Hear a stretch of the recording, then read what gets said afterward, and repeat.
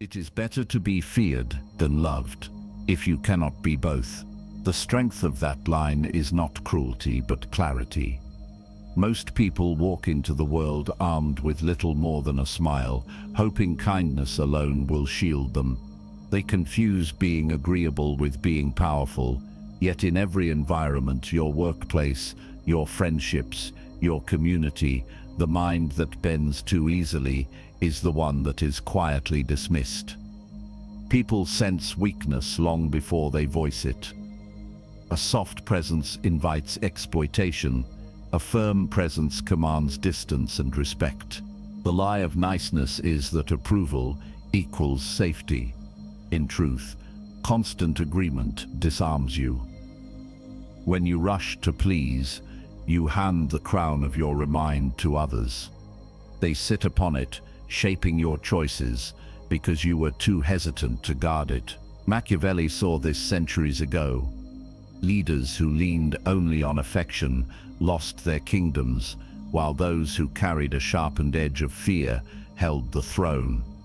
This does not mean cruelty, it means balance. You are not here to flatter, you are here to govern yourself with such precision that others think twice before testing you. Fear is survival. In nature, the predator that radiates steady confidence is rarely challenged. In modern life, the same rule applies. The colleague who maintains calm silence while others scramble earns more weight than the one who tries to win every smile. The leader who draws a clear line, this is acceptable, this is not, unsettles those who expect compromise, and that unsettled energy transforms into respect. One calm correction in a heated room will outweigh 10 attempts to soothe with endless apologies. Imagine a meeting where someone undermines you. Weak.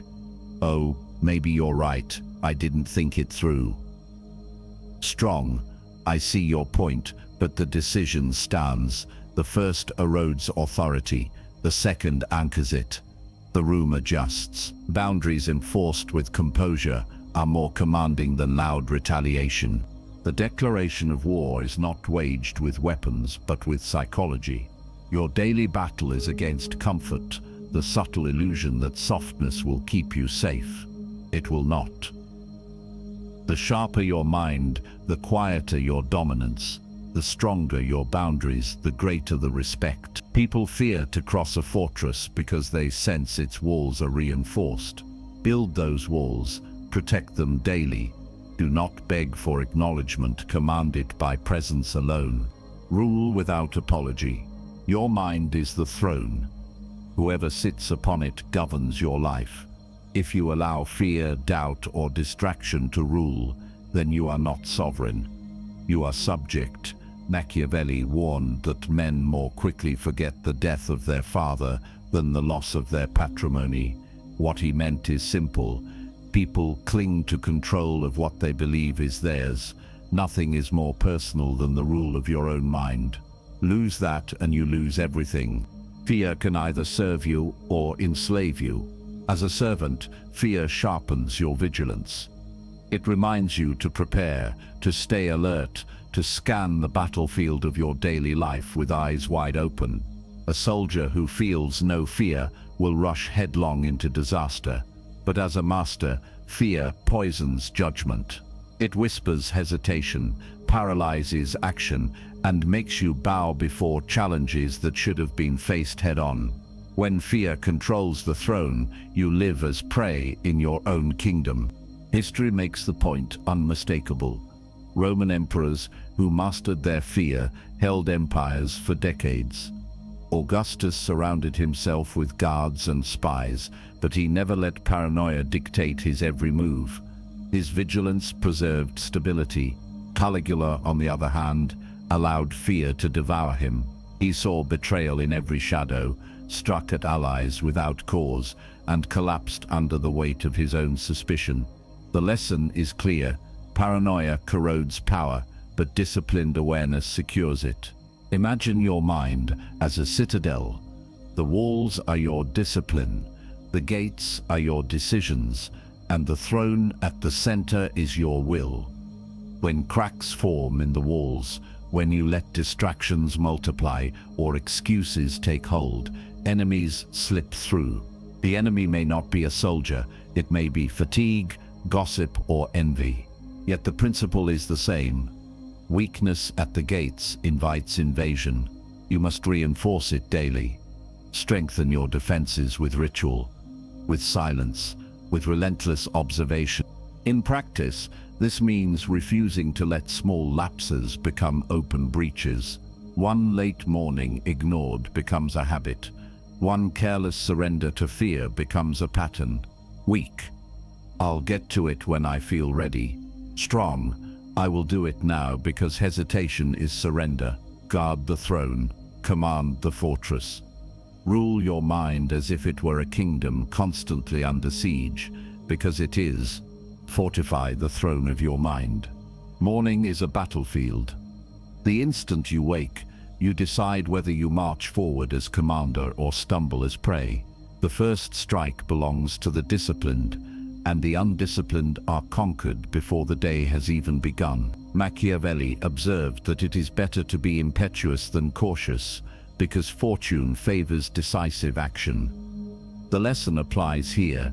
Hesitation in the first hour multiplies into weakness by nightfall. The discipline of dawn sets the tone of your kingdom. If you rise with ritual, you sharpen the blade of your mind before the world can dull it. If you delay, you hand your sovereignty over to the chaos of others. A soldier who oversleeps misses the trumpet and loses his place in the formation. In modern life, the same principle applies. When you roll aimlessly through a phone screen or argue with the alarm clock, you have already surrendered the first fortress of the day. Commanders win because they prepare before the enemy stirs. You must become that commander. Each morning carries an enemy at sunrise. The enemy is not outside, it is the pull of comfort, the gravity of softness. Left unchallenged, it expands. The one small decision to postpone, to drift, becomes a chain reaction of weakness. By evening, the habit of surrender has stacked itself into wasted time, missed opportunities, and careless errors. You cannot afford to lose the first battle. The world hunts those who walk unarmed. If you fail at dawn, you fight the entire day from a position of retreat. Think of the war horns at first light. They are the call to march, the signal that the day has begun. In ancient campaigns, the army that seized the initiative often decided the outcome before swords even clashed. In your own life, morning is that trumpet. Either you answer with clarity, rising to command, or you delay until the horns fade and you stumble under fire. Weak, I'll start later when I feel ready. Strong, I begin now because hesitation is defeat. This single shift determines whether you impose order or absorb chaos. Guard your mornings as if they were a citadel under siege. Defend them with strict rituals, movement to energize the body, silence to sharpen the mind, focus to align the day. Do not argue with comfort. Do not negotiate with weakness. Strike first, set the tone, and march into the day already victorious. Win the morning, rule the day. Stillness is a weapon. The absence of movement, the restraint of words, creates an atmosphere that unsettles those who cannot bear silence. Machiavelli understood this principle when he noted that rulers who reveal less hold greater control. The power of concealment lies in the fact that people fear what they cannot read. When your intent is hidden, others imagine it larger, darker, and sharper than it may actually be. History shows this pattern clearly. Sun Tzu wrote that appearing motionless confuses the enemy because uncertainty weakens their resolve. Leaders who spoke sparingly often commanded more than those who flooded their courts with constant talk. The sovereign who measured words carefully projected stability, while the one who filled silence with chatter seemed desperate for approval. Machiavelli himself was precise, Too much explanation reveals weakness. The principle has not changed across centuries. In the modern world, the same law rules meetings, negotiations, and personal confrontations. When you remain silent, you create space that others rush to fill. They reveal too much, expose uncertainty, or stumble into overcommitments. The one who holds silence maintains control. Over-explaining, on the other hand, signals insecurity, weak. I just wanted to make sure you know I didn't mean it that way. I was only trying to help. Strong. That was my decision, and it stands.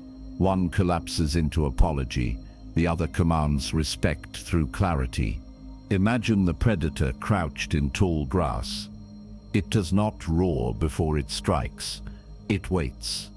Its patience is the blade. Stillness terrifies prey because it conceals the timing of impact. Your presence should work the same way. Do not let every thought spill into speech. Do not broadcast your moves before they are set. Hold your ground in quiet confidence, and others will measure their words more carefully around you. A micro example. In a heated discussion, someone challenges your idea. Instead of rushing to defend, you allow the silence to stretch. The room grows tense. The challenger fills the space, softening their own point, while you speak only once, briefly and decisively. The balance shifts in your favor, because you did not rush to prove yourself. You allowed stillness to work for you. Use silence as a strategic blade. Do not waste words. Do not reveal every thought, and do not fear the discomfort it creates in others.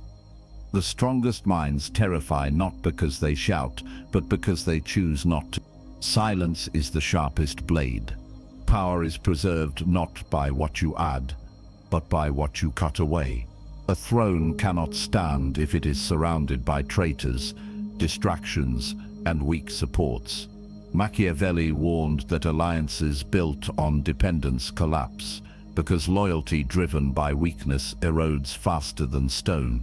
The same principle applies to your own mind and daily life.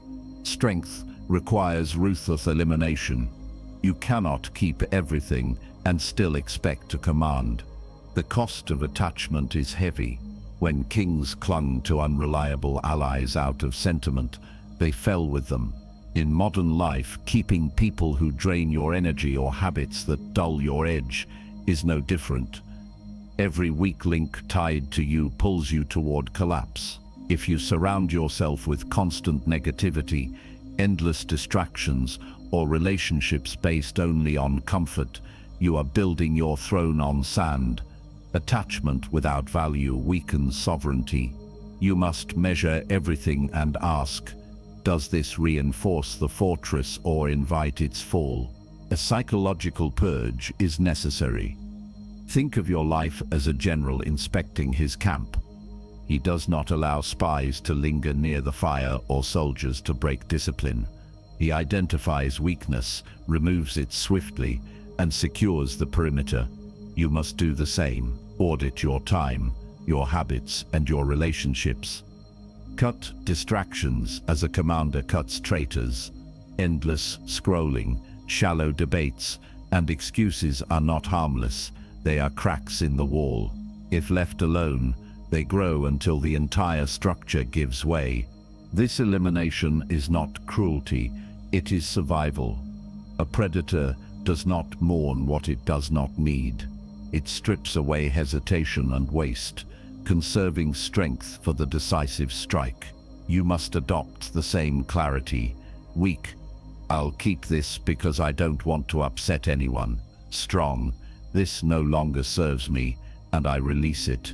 Weak, I'll keep doing this even though it harms my focus.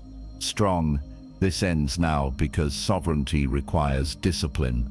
When you cut away weakness, you do not lose. You gain ground. Imagine facing resistance from someone when you choose a harder path. They say, "Why change? This way is easier." Instead of defending with long explanations, you answer calmly, because the old way wastes energy. No anger, no apology, only clarity. The conversation ends there because your decisiveness carries more weight than their comfort. That is how sovereignty operates, not in endless justification, but in firm elimination. Guard your throne with the sword of clarity. Remove what drains you, sever what distracts you, and protect only what strengthens you. The sovereign who fails to cut weakness will one day be cut down by it. Cut weakness before it cuts you. Power depends less on what you feel and more on what others see. The mask you present shapes perception, and perception shapes response. Machiavelli observed that men judge more by the eye than by the hand, meaning that appearances govern how authority is received. Leaders who command presence through posture, tone, and restraint wield more influence than those who broadcast raw emotion. History offers countless reminders. Generals who stood firm before armies often inspired loyalty through bearing alone. Soldiers rallied not because they knew the exact thoughts of their leader, but because the mask displayed certainty. Caesar crossing the Rubicon, Napoleon riding through exhausted troops, or modern commanders walking calmly under pressure, each understood the same principle. Display strength outwardly, even if doubts echo within. If the army sees hesitation in your face, the campaign is lost before the first move. In modern life, the mask of command plays out daily, at work, in negotiations, or even in private conflict. People respond to what you project. If your words are steady but your eyes dart and your voice cracks, the mask betrays you. Weak. I think maybe this could work, but I'm not sure. Strong. This will work, and here is why. The content may differ little, but the mask transforms reception. The one who presents certainty, who wears composure as armor, is obeyed. The one who leaks doubt is questioned endlessly. The predator understands this instinctively. The lion that fixes its gaze upon prey does not need to roar. Its eyes alone destabilize. Prey sense intent and freeze. You must cultivate that same presence. Hold eye contact without aggression, stand without unnecessary movement, and let silence weigh heavier than restless chatter. A mask does not hide weakness forever. Rather, it buys time and creates space for authority to solidify. Consider a micro example. In a heated meeting, someone challenges your authority, pressing for a reaction. The weak mask crumbles, raised voice, defensive tone, frantic justifications. The strong mask holds. You breathe, pause, and answer with one line. That direction is final, calm, precise, immovable.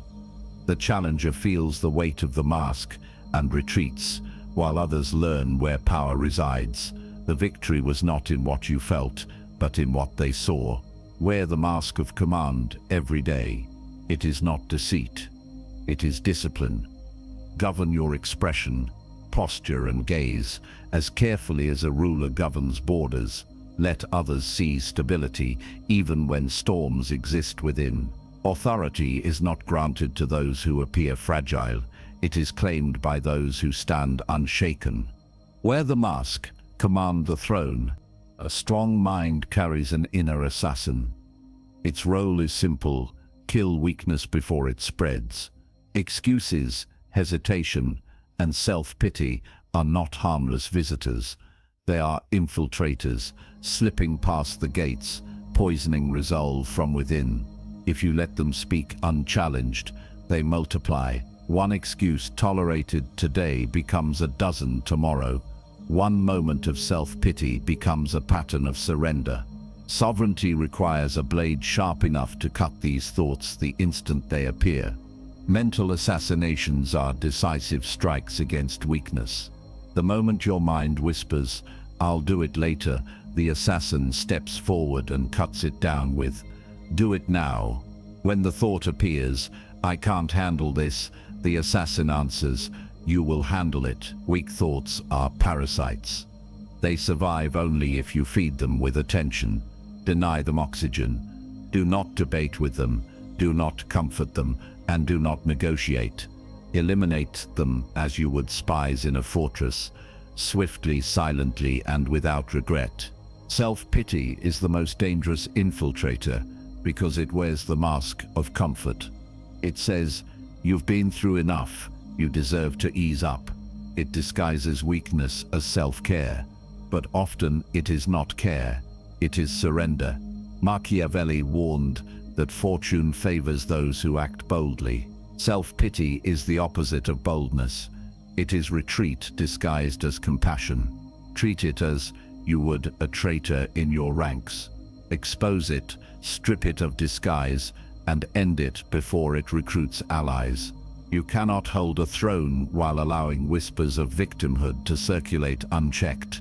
Visualize sending an assassin into your own mind. See it scanning the shadows for treacherous thoughts. When it finds one, there is no trial, no debate, only execution. This practice is not cruelty toward yourself. It is loyalty to your sovereignty. You are not killing your humanity. You are protecting your command. Just as a ruler must punish betrayal to preserve order, you must punish weakness to preserve strength. A micro-example makes this clear. In conversation, someone dismisses your plan with doubt. The weak response is to shrink and say, "Maybe you're right, maybe I should rethink." The strong response is to hold steady and state, "I've considered it, and the plan stands." The inner assassin does not allow your voice to collapse under external pressure. It kills the weak reflex before it escapes your mouth. Every day, weak thoughts will test your defenses. They approach quietly, hoping you will hesitate. Do not hesitate. Train your mind to strike them down instantly. Build a throne where only discipline, vigilance, and clarity survive. Anything else is executed on sight. Kill weakness before it kills you. Inside you, two wolves fight for the throne of your mind. One is weakness, softness, indulgence, excuses. The other is strength, discipline, clarity, resolve. The one that wins is the one you feed. This parable has echoed for centuries because it reveals a truth about sovereignty. Every thought, every action, every input either strengthens the predator within or fattens the prey that will be consumed. You do not escape this choice. You live it daily. The wolf of weakness feeds on comfort. It grows stronger when you scroll without purpose, when you surround yourself with voices that complain, when you repeat habits that drain rather than sharpen. Each moment of surrender is meat thrown into its mouth. It grows louder, more demanding, until it governs your will. When that wolf holds the throne, you walk the world timid, apologetic, and easy to manipulate. A sovereign mind cannot afford to indulge this creature. The wolf of strength demands different food. It eats discipline. It thrives on order, silence, and ritual. Every book that challenges you, every conversation with sharp thinkers, every habit that reinforces clarity becomes fuel. When you choose to act despite fatigue, when you hold silence instead of chasing approval, you are feeding it. Over time, it grows lean, fast, and commanding. When this wolf rules the throne, others feel its presence without you needing to announce it. They sense the sharpness of a predator fully alive. Modern life constantly offers you bait. Advertisements, shallow entertainment, endless chatter. They are designed to fatten the weak wolf. You must see them for what they are, traps. Weak, I'll just waste a little time. It won't matter. Strong, this weakens me and I will not allow it. Weak, I deserve to indulge because I had a hard day. Strong, the harder the day, the more discipline I demand. Every choice is a feeding ritual. Each act either starves weakness or strengthens dominance. Picture a conversation where someone invites you into gossip. The weak wolf wants to join, to enjoy the ease of tearing others down. The strong wolf waits. You decline with calm authority. That's not worth my energy. In that moment, you fed clarity over pettiness. The other person feels the distance, and respect forms where mockery could have thrived. The throne of your mind is not seized once, it is defended daily. You are both feeder and judge. The wolves will fight for as long as you live. The one that wins is not fate, but choice. Each decision is a meal, each ritual is a weapon. Feed the wolf that makes you dangerous, and starve the one that makes you weak. Feed strength, starve weakness. Life is a chessboard. Every move you make either strengthens your position or exposes you to attack. The difference between those who rise and those who collapse is not raw power, but strategic vision. Machiavelli argued that fortune favors those who act with foresight, not those who rely only on strength. Strategy wins kingdoms, emotion loses them. Emotional traps are the most common mistakes. Anger makes you predictable. When you lash out, others can read your next move before you make it. They bait you, watch you fall into their design, and celebrate your self-destruction. Calm, on the other hand, makes you unreadable. It is the mask that conceals intent, the silence that forces others to guess. Predictability is weakness. Unpredictability is a weapon. Weak, you insulted me, so I must respond. Strong, your insult is beneath my attention. One reaction burns energy, the other preserves control. The predator does not chase every noise, it chooses its moment with precision. Strategic patience separates winners from victims. In chess, sacrificing a piece is not always a loss. It can be the step that sets up a checkmate.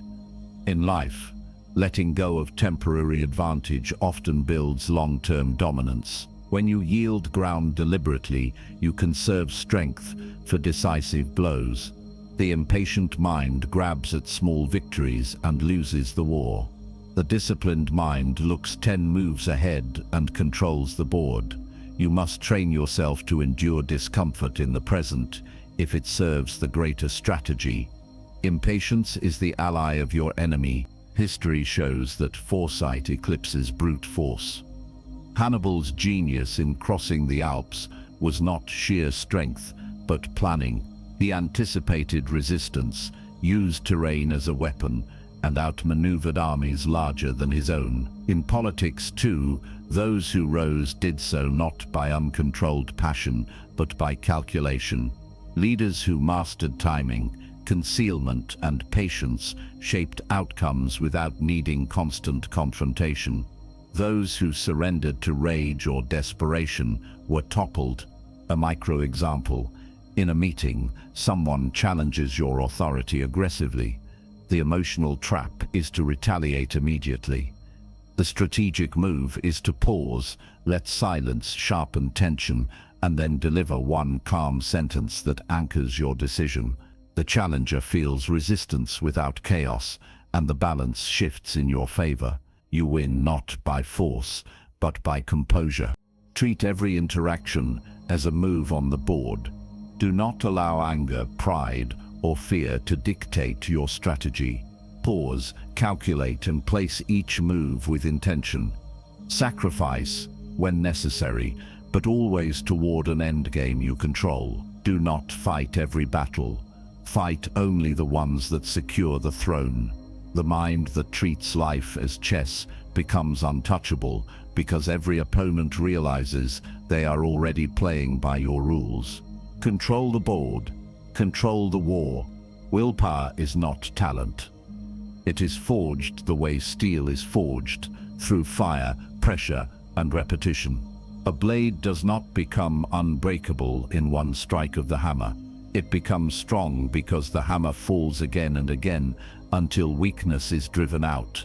Your will is the same. If you wait for inspiration, you remain fragile. If you create rituals, you build steel. Discipline is the weapon that separates those who rule themselves from those who collapse under impulse. Repetition builds strength, neglect breeds rust. A soldier who skips training dulls his sword. An athlete who avoids practice loses sharpness. An entrepreneur who drifts without daily structure becomes hostage to chance. Sovereignty is maintained not by grand gestures, but by steady rituals. Wake up early, move with purpose, guard your focus. When repeated, these actions harden the mind against weakness. Modern examples prove this truth. Athletes step into the same drills every day, not because they enjoy monotony, but because mastery demands it. Soldiers rise before dawn, not for preference, but for readiness. Entrepreneurs who dominate industries often follow strict routines that channel energy into creation rather than waste. Ritual does not enslave them, it frees them. By removing choice from small matters, they conserve strength for battles that matter most. In every field, those hardened by ritual are feared because they cannot be broken by fatigue or distraction. Imagine the forge. Each day, you hammer your will against resistance. Fatigue is the fire, repetition is the hammer, and your mind is the metal. At first, it bends under pressure, but with each strike, it straightens and hardens. Over time, hesitation vanishes. Excuses lose their grip, weak. I'll see if I feel like it. Strong. I act regardless of feeling. Weak. I'll wait until motivation returns. Strong. Discipline is my fuel. The blade is shaped by action, not emotion. Picture yourself in a moment of conflict. Someone questions your endurance, doubting that you will follow through. The weak response is to argue, to promise loudly. The strong response is a silent continuation of your ritual. You rise again tomorrow at the same hour, repeat the same discipline, and let results answer the challenge. The doubter fades, your will remains. Ritual speaks louder than defense. Every act of discipline becomes a link in your armor. Every broken ritual becomes a crack in the shield. The sovereign mind does not hope for strength. It forges it daily. Treat your habits as weapons, your routines as fortifications, and your will as the blade that must never dull. Without ritual, you drift. With ritual, you become untouchable. Forge the blade of your will. The untouchable mind is a fortress. Built on discipline, reinforced by ritual, and governed by clarity, it cannot be shaken by praise, insult, or temptation. Machiavelli warned that it is better to be feared than loved if you cannot be both, and fear in this sense is not cruelty but the quiet dread others feel when they realize you cannot be bent. That dread is respect. It is the recognition that your center cannot be moved by their will. An unshakable center is the first pillar. When your stability is internal, no external storm can dislodge it. The crowd may celebrate you one day and condemn you the next, but you do not bow to either. A fortress that trembles when winds blow will not survive the siege. You must construct walls so thick with discipline that noise outside does not echo within. This does not mean indifference, it means sovereignty. You decide your course, not the shifting moods of others. Weak. They said this, so I must respond. Strong. They said this, and I remain unmoved. One life is owned, the other commands. The predator's aura is the second pillar. A lion does not announce itself. Its presence is enough to command distance. In the same way, untouchable minds project a silence that unnerves. When you walk into a room with composure, when your eyes remain steady, people instinctively calculate before crossing you. They feel the weight of someone who cannot be easily swayed or provoked. You do not need to argue, boast, or demand. The aura speaks for you. It is not aggression, it is an immovable calm that radiates power. The Machiavellian seal is the final mark. True fear is born not of cruelty but of control. Tyrants who lash out wildly are eventually toppled. Rulers who maintain order without visible strain are the ones history remembers as untouchable. Control begins with the self, control of thought, control of reaction, control of voice. Others may test you, but when they see no cracks, their attacks lose force. They realize the fortress is sealed, and striking it only wastes their strength. Picture a moment of disagreement. A colleague dismisses your plan with arrogance. The weak reaction is to explode or over-defend. The strong reaction is calm, silence, followed by a single line. The plan remains. No debate, no apology, no wavering. The untouchable mind wins not through volume, but through finality. Others adjust their tone because they recognize resistance cannot be breached. Becoming untouchable does not mean isolation. It means standing so firmly in sovereignty that others instinctively adapt around you. It is the power of being unmovable, the weight of being consistent, the dominance of self-mastery. A fortress does not chase enemies, it endures them until they withdraw.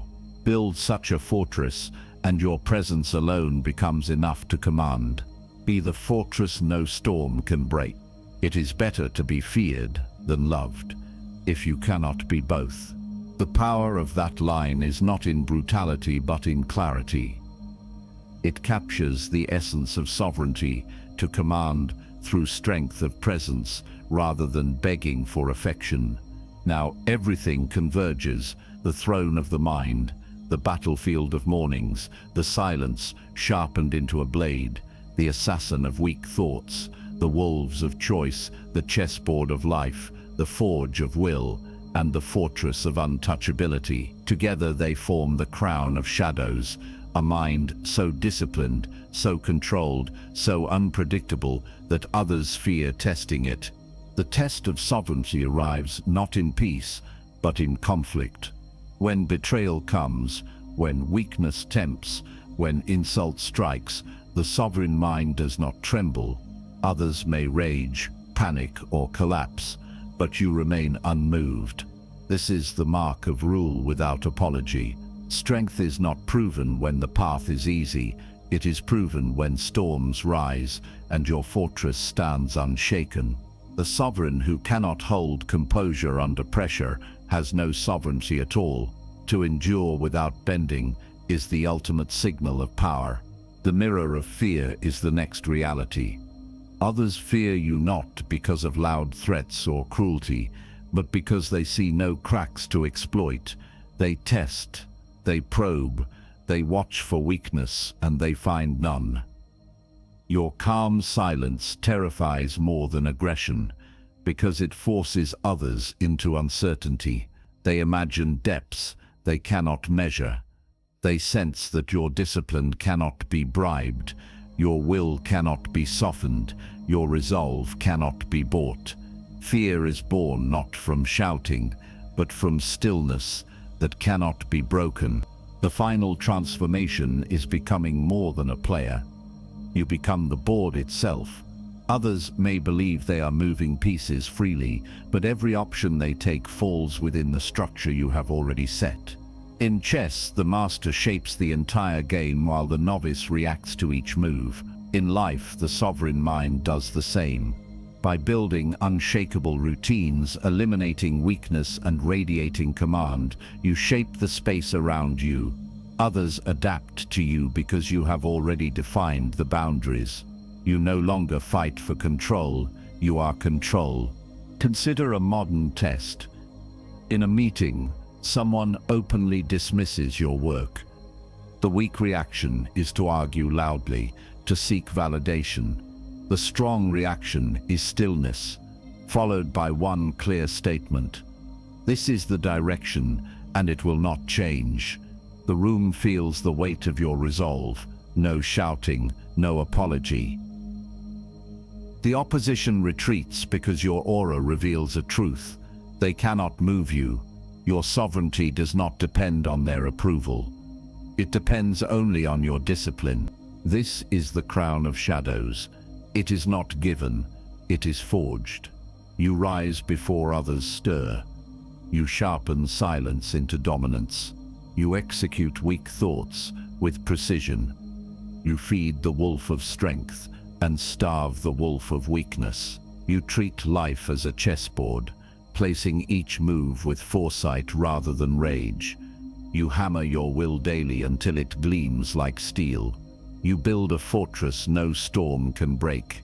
Piece by piece, ritual by ritual, you assemble a mind that radiates power without needing to announce it. Others will feel it. They will calculate before testing you. They will respect you in silence because the alternative is defeat. This is the Machiavellian seal. Authority born not of cruelty, but of unyielding control. You do not chase respect. It arrives because resistance feels futile. A sovereign mind does not beg. It commands. Carry this crown daily. Protect it fiercely. Do not let cracks form. Do not let softness disguise itself as strength. Rule first within, and the world will sense it without. This is the mind that scares people, the one that does not bend, does not explain, and does not apologize. Become the board, not the piece. A throne is not secured once, it is defended daily. Mastery is never a single act of strength, but a cycle of vigilance. The mind you build today must be reinforced tomorrow, or cracks appear. Discipline is like armor. It shines when polished and rusts when neglected. If you allow even one lapse, weakness slips through the gates. The fortress of your mind collapses not in a single strike, but in the small fractures of complacency. Daily vigilance is the cost of sovereignty. You rise each morning to reclaim your ground. You sharpen silence so that it cuts sharper than words. You eliminate weakness the moment it appears. You feed strength with habits, thoughts, and choices that build your foundation. You play life as chess, never as checkers. Each move is deliberate. Each sacrifice is purposeful. Each action aimed at long-term rule rather than momentary comfort. Power is not granted. It is earned, reinforced, and defended. The cost of complacency is brutal. One act of carelessness can topple years of order. History proves it. Leaders who relaxed their guard too soon lost their kingdoms to betrayal, distraction, or indulgence. In modern life, the same law applies. One unchecked distraction becomes a pattern. One surrender to self-pity becomes a habit. Weak, I'll let it slide this once. Strong, this cannot be allowed, not even once. Weakness feeds on permission. The moment you excuse it, it multiplies. Guard your throne with the same seriousness as a fortress under siege. Imagine being challenged directly. Someone doubts your resolve, expecting you to argue or defend. The weak path is to over-explain. I think it's right because the strong path is calm and final. This is the decision. No debate, no apology, no wavering. That presence alone silences the room more than 100 words could. Authority is not proven in noise. It is proven in an unwavering stance. This is the final command. Your sovereignty must be sharpened daily. Protect it with ritual. Enforce it with discipline. Defend it with silence. Build your throne so strong that others fear testing it. Not because of cruelty, but because of your unyielding control. You do not ask for respect. You embody it. You do not seek permission. You command it. The sovereign mind rules without apology because it is accountable to itself alone. Observe in silence. Strike with precision. Rule without apology.